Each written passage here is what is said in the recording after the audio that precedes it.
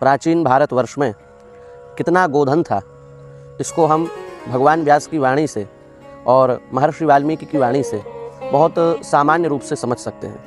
राजा नृक के विषय में आप सबने सुना है। राजा नृक के विषय में भगवान व्यास ने 10वें अध्याय के 10वें स्कंद के 64वें अध्याय में लिखा है कि राजा नृक कह रहे हैं, आकाश में जितने तारे हैं उनको कदाचित कोई गिन सकता है, पृथ्वी में जितने रजकण हैं उनको कदाचित कोई गिन सकता है, वर्षा की बूंदों की कोई गिनती कर सकता है, लेकिन मैंने कितनी गायों का दान किया ये कोई गिन नहीं सकता। मलुकदास जी महाराज ने लिखा, लक्ष्य गऊ दे अन्न खाते थे राजा नृक से प्यारे। 1 लाख गायों का नित्य गोदान करके राजा नृक जो है वो जल पीते थे। आप विचार करें, इतनी गायों का दान कब होगा? जब भारतवर्ष में गोमाता होगी तब होगा। उसी प्रकार से वाल्मीकि रामायण के बालकांड के प्रथम सर्ग के 94वें श्लोक में लिखा है, गवाम कोट्ययुतम दत्वा।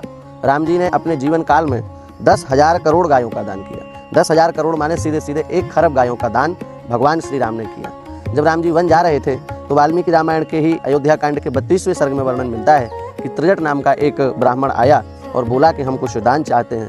तो राम जी ने डंडा दिया और बोला कि इस डंडे को तुम फेंको, जितनी दूर आप इस डंडे को फेंकेंगे वहाँ तक की सभी गाय आपको प्राप्त हो जाएंगी। तो त्रिजट ने खूब जोर से डंडे को फेंका है और सरयू की पार वह डंडा जाकर के गिरा है। सरयू पार तक के गायों का दान भगवान ने त्रिजट नाम के ब्राह्मण को किया। कितना विशाल गोधन हमारे पास था। 13,084 गायों का दान भगवान द्वारिकाधीश श्री कृष्ण नित्य करते थे। ये भागवत के 10वें स्कंध के 70वें अध्याय में स्पष्ट हो सकता है। और जब पांडव अपने अज्ञातवास को काट रहे थे तो उस समय तंतिपाल नाम का गोध्यक्ष बताते हुए, तंतिपाल नाम का गोरखवाला बताते हुए सहदेव ने कहा है महाभारत के विराट पर्व के अध्याय 9 में कि महाराज युधिष्ठिर के यहाँ गायों के 10,000 वर्ग थे और प्रत्येक वर्ग में 8-8 लाख गोवंश था। तो आप विचार कर सकते हैं कितनी गायों की संख्या महाराज युधिष्ठिर के यहाँ रही होगी। नंद बाबा के यहाँ 9 लाख गायें प्रसिद्ध हैं। वृषभानु बाबा के यहाँ 10 लाख गोवंश प्रसिद्ध है।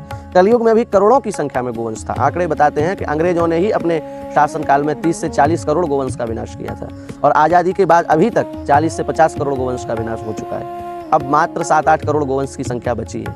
तो इस प्रकार भारतवर्ष का अपार गोवंश आज इस तरह से नष्ट हो रहा है। विचार करने की बात है। सीताराम। श्री सीताराम, आपका इस संबंध में क्या विचार है? कमेंट अवश्य करें और अधिक से अधिक शेयर करें।